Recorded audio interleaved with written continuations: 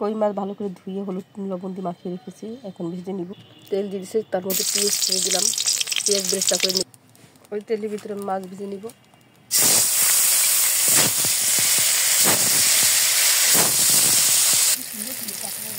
কাঁচামরিচ দিয়ে দিয়েছি,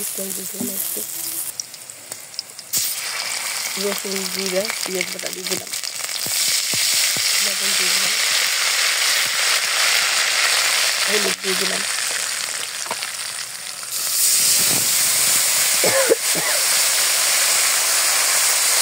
মশলাটা এখন পাই দিয়ে দিচ্ছি, মশলাটা এখন ভালোভাবে কষিয়ে নিব।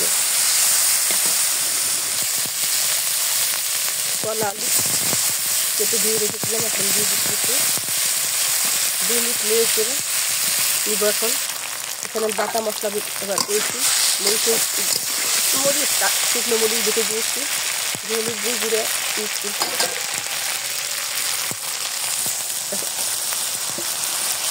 10 জন পাই দিয়েছি, আমি ঢাকনা দিয়ে রেখে দেবো। এখানে হাফ সেদ্ধ হয়ে গেছে, এখন মাছগুলো দিয়ে দেবো।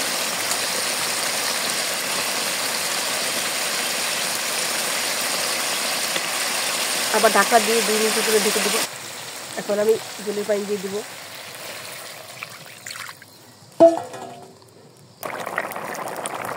রান্না আমার শেষের দিকে, এখন পেঁয়াজ বেরেস্তা জিরা বাটা দিয়ে আমি 1 মিনিট নেড়ে নামিয়ে নেব।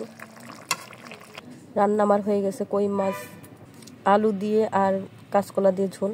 আজকে এই পর্যন্ত, আবার নতুন কোনো ভিডিও নিয়ে আপনাদের সামনে উপস্থিত হবো। সে পর্যন্ত ভালো থাকুন, সুস্থ থাকুন।